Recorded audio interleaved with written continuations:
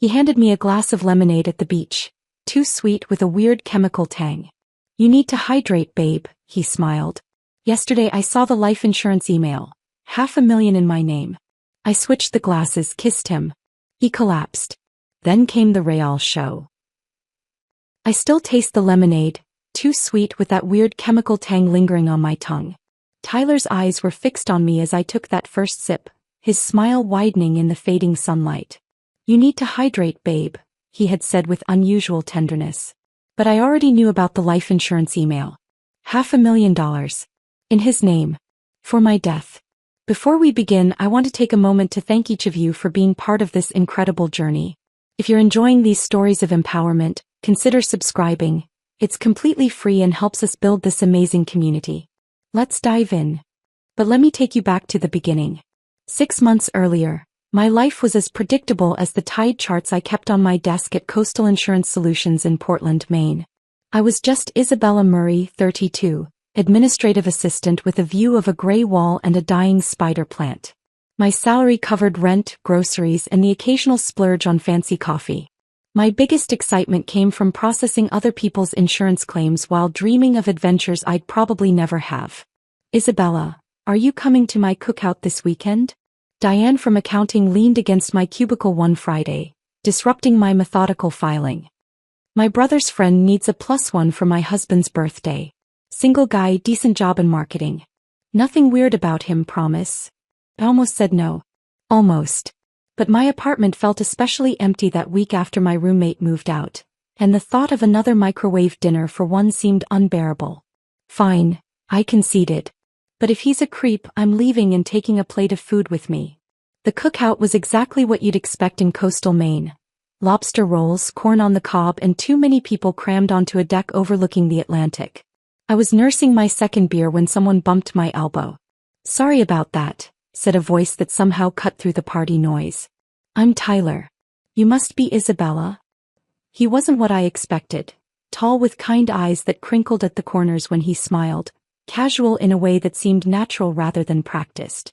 We ended up sitting on the steps leading down to the beach, talking until the party thinned around us. "Marketing sounds fascinating," I said, meaning it. The way Tyler described his campaigns made even advertising sound like art. "It pays the bills," he shrugged, but I could see the pride in his eyes. "But insurance? That must be boring." I laughed. "It is. But I'm good at it and it's stable." "Stability is underrated," he said, clicking his bottle against mine. "To stability and maybe a little adventure."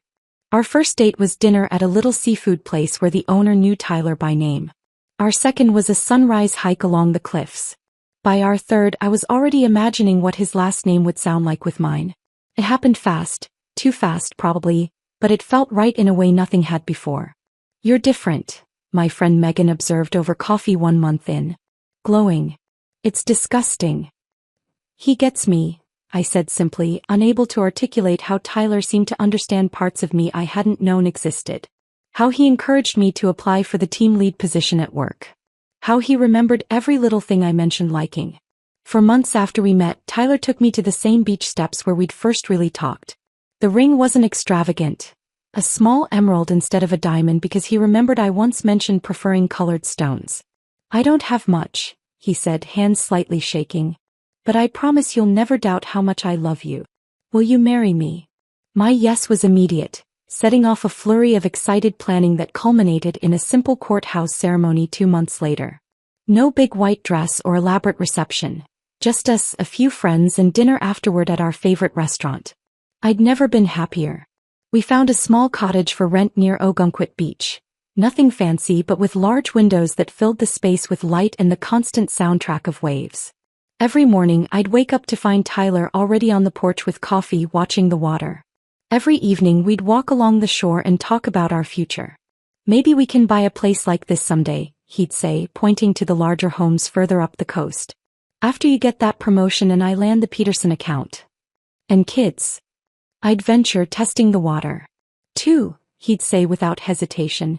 "A girl first, then a boy." We'd fall into bed each night wrapped in dreams that seemed entirely possible. On weekends we painted the bathroom pale blue and hung shelves in the kitchen. Tyler installed a porch swing where we'd sit wrapped in blankets, planning a future that seemed secure and bright. Then came the Tuesday when Tyler came home early, his face ashen. "They let me go," he said, sinking onto our second-hand couch. "Budget cuts. Effective immediately." I sat beside him and took his hand. "We'll figure it out. I just got that small raise and we have some savings." "It's my fault," he said, his voice hollow. "I mishandled the Reynolds campaign. They lost a major client because of me." "Everyone makes mistakes," I assured him, pushing away the flicker of concern about this being the first I'd heard of any problems. "You'll find something else." That night, I held him as he stared at the ceiling, his body tense beside mine. "I'll take care of us," he whispered in the dark. "I promise you won't regret marrying me." "I could never regret that," I said, meaning every word. The next morning, I made calls during my lunch break. Contacts from our wedding who might know of openings, friends in adjacent industries. Tyler spent the day updating his resume and seemed more cheerful by evening, kissing me deeply when I walked through the door. "My warrior wife," he called me, gratitude in his eyes. "Don't worry about anything. I've got some leads already." I believed him. Completely. Why wouldn't I? Love had made everything else so easy, surely it would carry us through this too. I increased my hours at work while Tyler networked and interviewed. We cut back on eating out, made coffee at home instead of stopping at cafes. Small sacrifices that brought us closer, I thought. "We're in this together," I told him each morning before leaving for work. And each night when I returned, "Any good news today?" His "not yet" began to sound practiced, but his kisses remained sweet, his embrace secure. 6 months into our marriage, I still felt like the luckiest woman alive, even with the strain of being our sole provider. Because Tyler was trying. Because we had each other. Because love was enough. Or so I believed until the day everything changed. The email arrived on a Tuesday morning, 2 months after Tyler lost his job. Subject line: "Congratulations on your promotion, Isabella." I stared at my computer screen, mouth slightly open. "Team lead. A 15% raise. Effective immediately." "You earned this," my manager said, squeezing my shoulder as she passed my desk. "Especially with all the extra hours you've been putting in." I practically floated home that evening, stopping to buy a bottle of champagne we couldn't really afford. Tyler would be thrilled. This was exactly what we needed. A financial boost while he continued his search. The cottage was dark when I arrived. No porch light. No delicious smells from the kitchen where Tyler had taken to preparing elaborate dinners. His way of contributing while unemployed. I found him in the bedroom staring at his laptop screen in the dark. "Tyler, I have amazing news." I flipped on the light. He blinked rapidly, closing his laptop with a snap. "Sorry, I lost track of time. Guess who's looking at the new team lead for claims processing?" I pulled out the champagne, my smile so wide it hurt. His congratulations seemed genuine, the warm hug, the proud kiss on my forehead. But something flashed behind his eyes. Something that looked uncomfortably like resentment. "We should celebrate," he said, recovering quickly. "I made some promising connections today anyway." But 3 months later, those promising connections had yielded nothing. Tyler's rejection pile grew while our savings account dwindled. The champagne bottle from my promotion night remained in our refrigerator, unopened. "I applied for the assistant manager position at the hardware store," Tyler mentioned one evening, voice flat. 40% less than what I was making before." "That's great," I said carefully, learning to navigate his fragile mood. "It's a foot in the door." "A foot in the door," he echoed, a bitter edge creeping into his voice. At 34. With a marketing degree and 8 years of experience. He didn't get the hardware store job. Or the one at the cell phone kiosk. Or the car dealership. Night after night, I'd wake to find his side of the bed empty, the blue glow of his laptop screen visible from the living room. "Just applying for jobs," he'd explain when I'd shuffled out in my robe. "Go back to sleep." But the jobs he mentioned never seemed to materialize into interviews. Meanwhile, strange charges started appearing on our shared credit card. Books about wilderness survival, a premium VPN subscription, a P.O. box rental I knew nothing about. Work-related expenses, he'd explain vaguely when questioned. Networking costs. You wouldn't understand the industry. Then came the questions about my job, not the usual, "How was your day?" but pointed inquiries about company policies, benefit structures, exactly how much life insurance Coastal provided to employees. Just trying to understand our safety net, he explained, kissing my temple. One of us needs to think about these things. 6 months after Tyler's job loss, I came home early with a migraine to find him on the phone in our bedroom, door closed. Yes, that's right, I heard him say, voice low and serious. The policy should be activated by now. I just need to confirm the payout details. He saw me in the doorway and ended the call abruptly. Telemarketer, he explained. You look awful. Why don't you lie down? I'll make you some tea. The tea tasted bitter. Unusually bitter. I dumped it down the sink when he left the room. That night, searching for aspirin in his nightstand, I found an unmarked orange prescription bottle tucked behind his socks. The pills inside were small and white, nothing I recognized. When I looked them up online later at work, I discovered they were powerful antidepressants, ones he had never mentioned being prescribed. Anything you want to talk about? I asked that evening, watching him push food around his plate. Like what? His tone was defensive. Like how you're feeling. Like why you might need medication. His fork clattered against the plate. You went through my things? I was looking for aspirin. I reached for his hand. Tyler, I'm worried about you. Don't be, he said, pulling away. I'm handling it. But he wasn't handling it. His mood swings worsened, sometimes excessively affectionate, other times absent and cold. He started complaining about stomach pains and insomnia. Once I caught him recording me with his phone while I was cooking.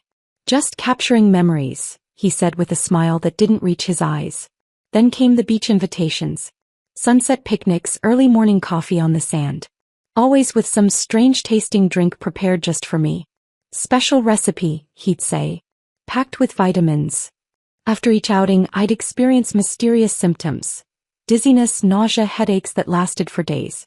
And each time, Tyler was the attentive husband, insisting I rest while he handled everything. One afternoon, while Tyler was supposedly at a job interview, I found myself alone in the cottage, staring at his closed laptop. I had never invaded his privacy before, had never wanted to. But the orange pill bottle, the strange drinks, the memory of that hushed phone call. I opened his laptop. The password I tried, our anniversary date, didn't work. Neither did his birthday or mine. On a hunch, I typed the date we expected to fully pay off our modest wedding debt. October 17, 25. The screen unlocked. His browser history loaded automatically. I didn't have to scroll far to feel my blood run cold. How long does arsenic stay in the system? Undetectable poisons, common household. Life insurance claim process, spouse. How to make death look like natural causes. My hands trembled as I clicked on a bookmarked email. The sender was Atlantic Life Insurance. The message confirmed a policy taken out in my name. $500,000 with Tyler as the sole beneficiary. The activation date was just 2 weeks ago. I closed the laptop exactly as I'd found it and went to the bathroom, splashing cold water on my face. In the mirror, I noticed how pale I looked. How tired. Was I actually sick, or was I being? I couldn't even think the word. That night, Tyler was unusually cheerful. I have a surprise, he announced over dinner. I've planned something special for tomorrow. A beach picnic at sunset. To celebrate 6 months of marriage. Sounds perfect, I said, my voice steady despite the ice forming in my chest. Should I bring anything? Just yourself, he smiled, reaching for my hand across the table. I'll take care of everything. I'm sure you will, I thought, returning his smile while my mind raced through possibilities. I needed evidence. Needed to be certain before I made any accusations. Or any moves. After he fell asleep, I searched the bathroom and found a small vial hidden inside his electric razor case. No label. Clear liquid inside. The foundation of our marriage wasn't just cracking. It was completely shattered. And tomorrow at the beach, one of us would fall through. I barely slept that night. Every time Tyler shifted beside me, I flinched, wondering if he could sense my discovery. When morning came, I kissed him goodbye as usual and left for work, my mind racing with questions I couldn't ask anyone. At the office, I locked myself in a bathroom stall and called our health insurance provider. I'm checking on a prescription, I explained, heart hammering. My husband Tyler Murray picked it up recently, but I can't remember the name. We don't show any recent prescriptions for Tyler Murray, the representative replied after a moment. The last one was 3 months ago. Amoxicillin for a sinus infection. So the pills weren't prescribed. Where had they come from? And why? During lunch, I searched online using my phone rather than my work computer. Symptoms of slow poisoning, how to tell if someone is poisoning you, common household poisons. Each search result made me more nauseous than the last. The symptoms matched what I'd been experiencing after our special beach outings. The dizziness, nausea, headaches. I thought back to every drink he'd prepared for me over the past month.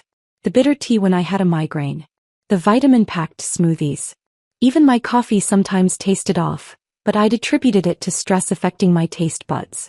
You okay? Diane asked, stopping by my desk that afternoon. You look like you've seen a ghost. Just tired, I lied. Not sleeping well. Marriage troubles? She asked, eyebrows raised sympathetically. If only it were that simple. Something like that. At 3:17 p.m. my desk phone rang. An unfamiliar number with our local area code. Is this Isabella Murray? A man's voice, hushed and urgent. Yes, I answered cautiously. Who's calling? Listen carefully. I worked with Tyler at Meridian Marketing. My name's Mark. He doesn't know I'm calling you. My grip tightened on the receiver. What is this about? I can't say much. I probably shouldn't say anything at all. He paused, his breathing audible. Tyler wasn't let go because of budget cuts. Or because he mishandled the Reynolds campaign. My mouth went dry. Then why? Another long pause. Company funds went missing. Evidence pointed to Tyler. They were building a case for prosecution when he resigned. The room seemed to tilt sideways. Are you saying he stole money? I'm not saying anything officially. But Isabella. His voice dropped even lower. Be careful. Tyler isn't who you think he is. Check your financial accounts, your credit report. And don't eat or drink anything he gives you.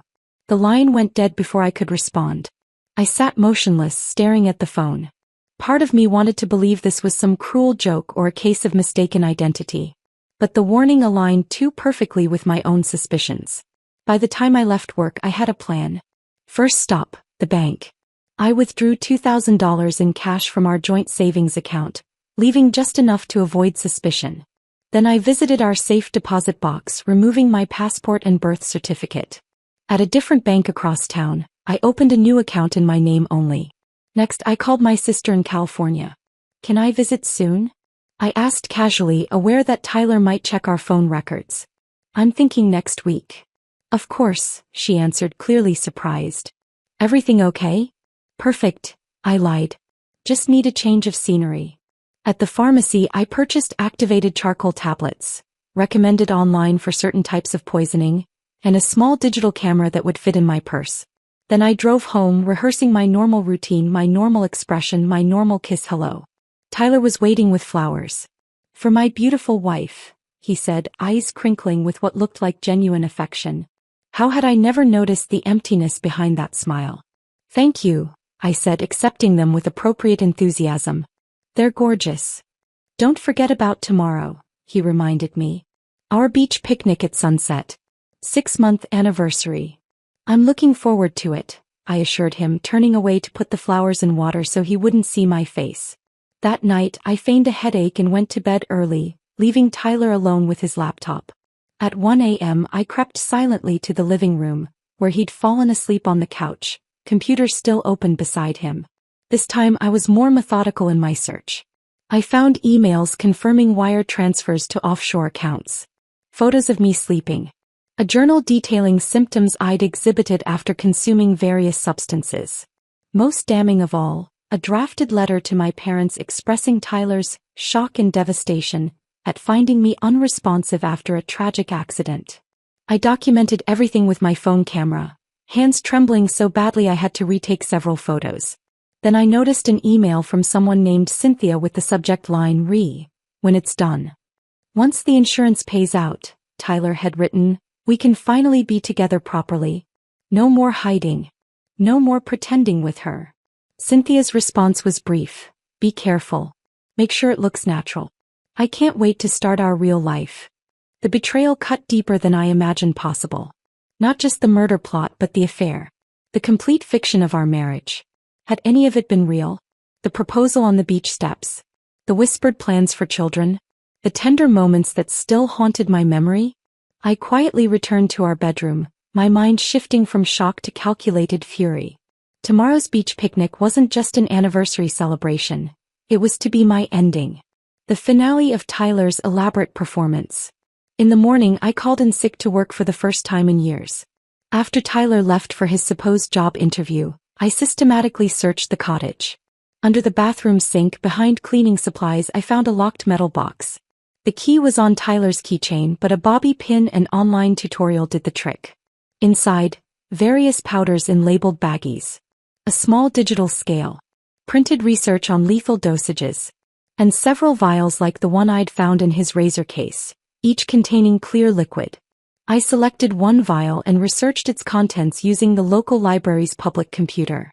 The description matched a tasteless, odorless compound that could cause cardiac arrest when combined with alcohol, mimicking a heart attack in otherwise healthy individuals. The perfect natural death.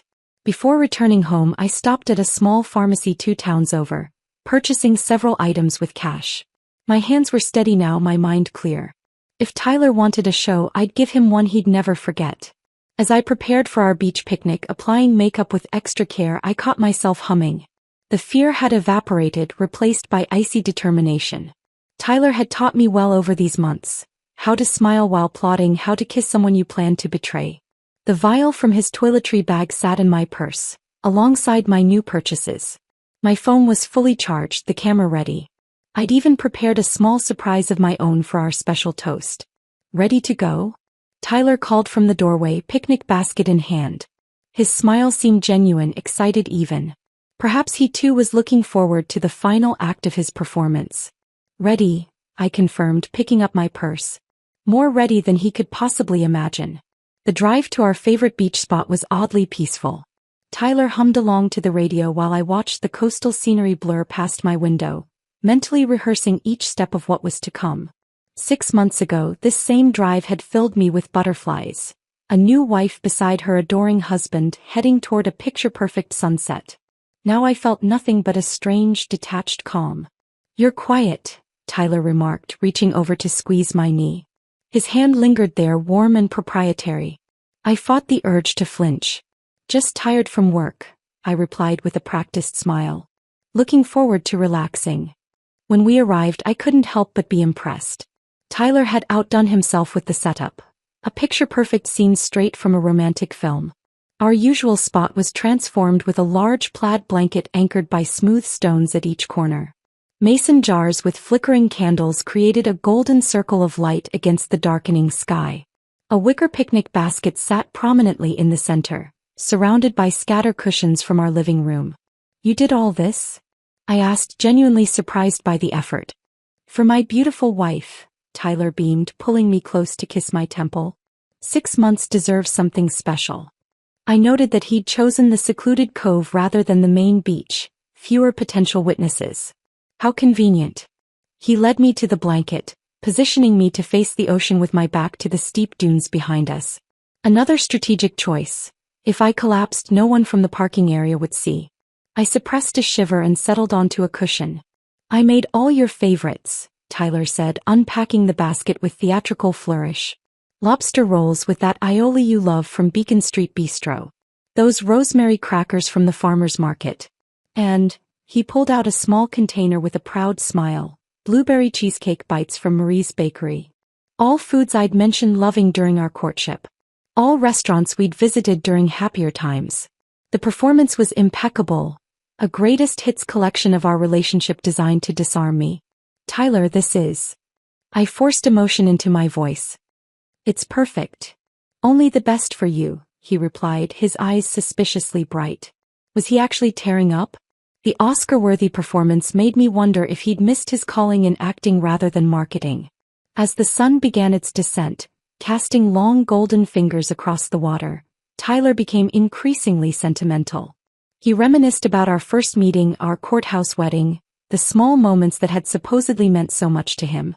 Each memory was recounted with precision, almost as if rehearsed. "Remember when we got caught in that downpour at Portland Head Light?" he asked, arranging food on small plates. You were soaked but still wanted to take that selfie.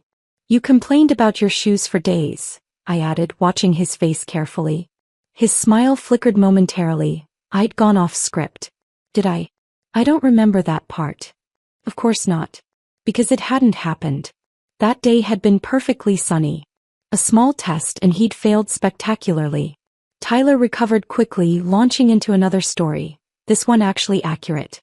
I noted how he positioned himself slightly above me, always maintaining visual control of the situation.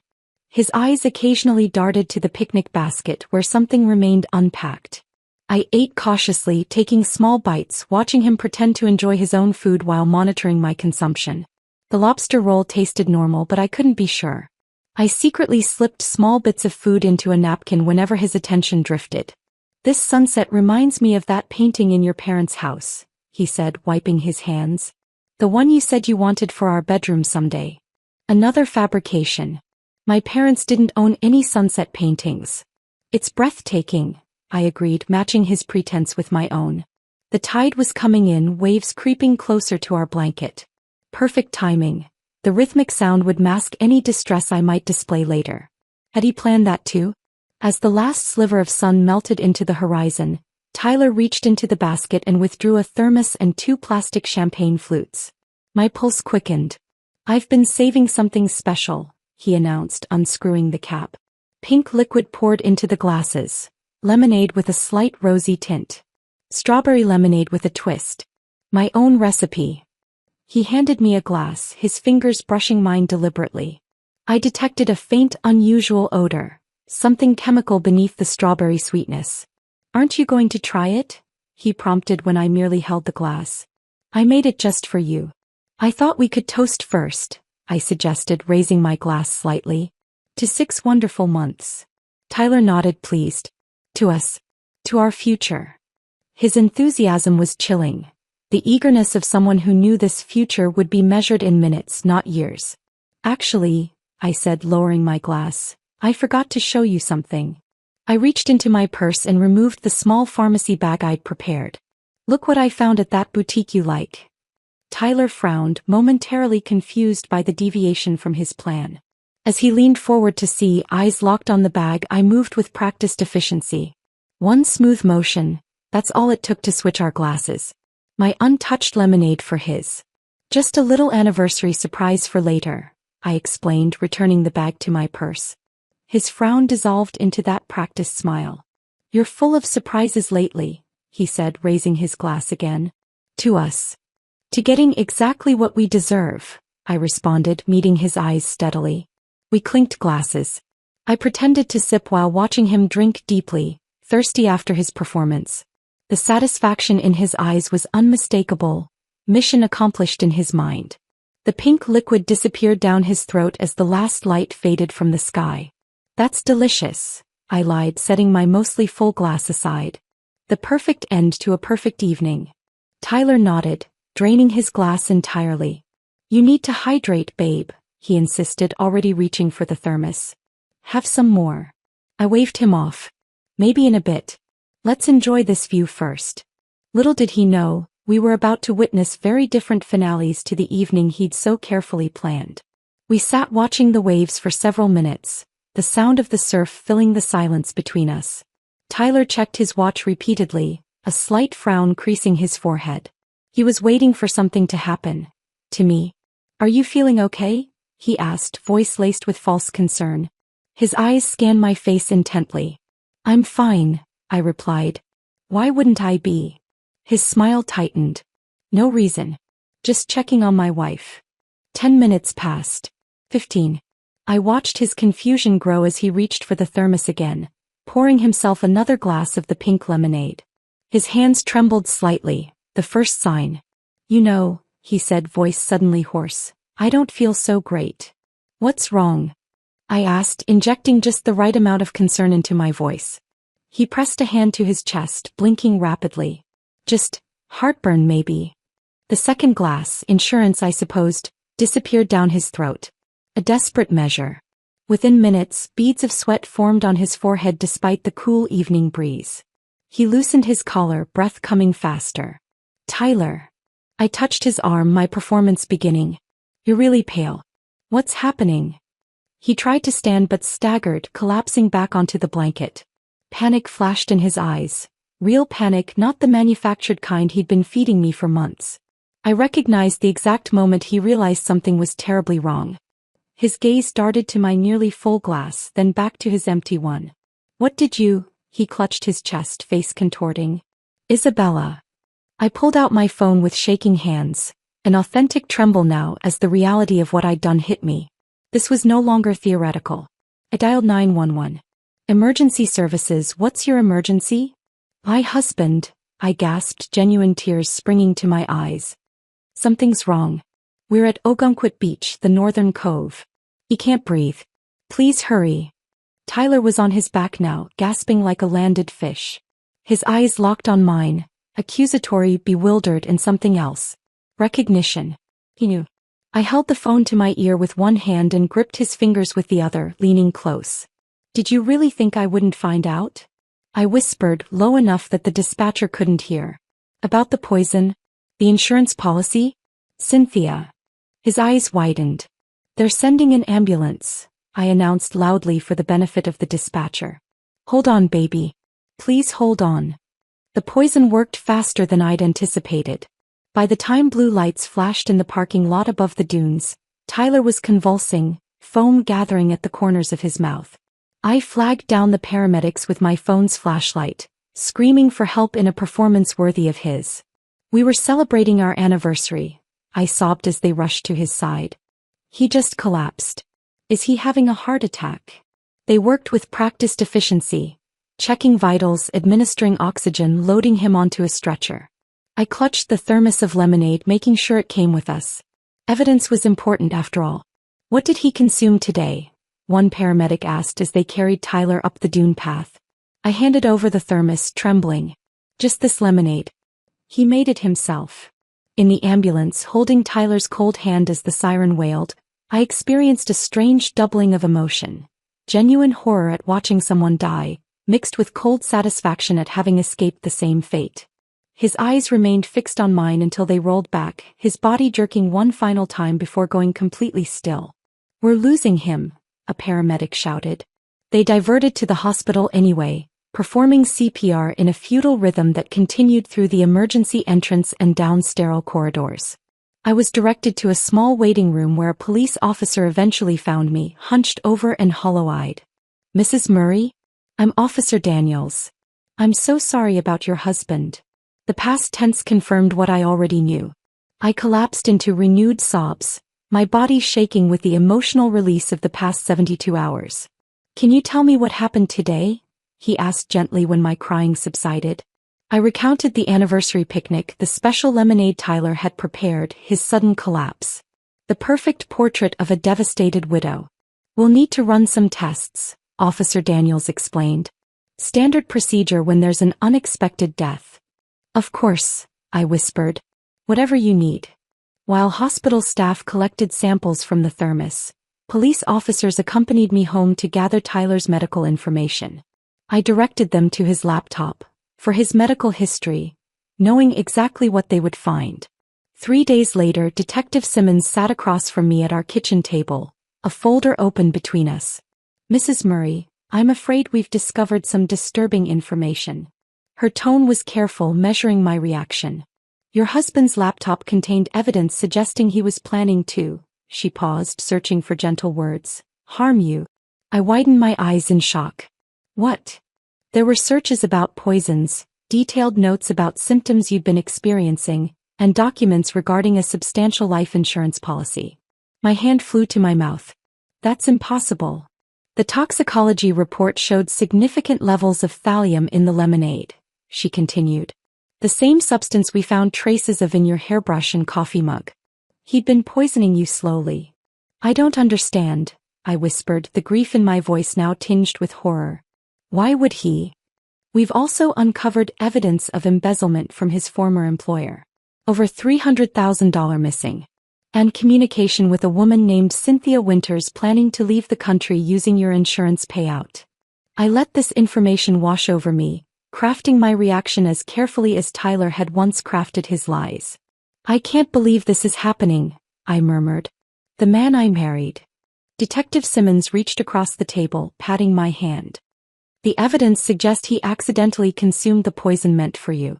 Perhaps mixed up the glasses. I nodded slowly, tears spilling down my cheeks. He insisted I drink that lemonade. I just wasn't thirsty. 2 weeks later, after the funeral no one attended and the investigations concluded with accidental self-poisoning, I stood in our empty cottage, boxes packed for my move to California. The ocean that had witnessed our beginning and end roared outside, indifferent to human dramas. Tyler's plan had been meticulous, except for the possibility that I might be equally calculating. In his personal files, police found offshore accounts, fake identities and airplane tickets for 2 to Belize, dated for 3 days after our beach picnic. My death had been scheduled with the precision of a business transaction. As I locked the cottage door for the final time, I felt neither triumph nor crushing guilt, just a hollow ache where love had once resided and the quiet determination to reclaim my life from the ashes of deception. Some nights I still taste that lemonade, too sweet with a weird chemical tang. But the dreams of Tyler's face as realization dawned are growing less frequent. The insurance company is investigating his death, of course, but with the evidence of his plot mounted against him, they won't find me at fault. The beach where it happened remains beautiful despite its darker memory. Perhaps that's the lesson in all this, that beauty and treachery can exist in the same space, that trust and betrayal can wear the same smile, that survival sometimes requires becoming the monster you never wanted to be. I'm learning to live with these contradictions as I rebuild my life one careful step at a time, drinking only from glasses I've poured myself.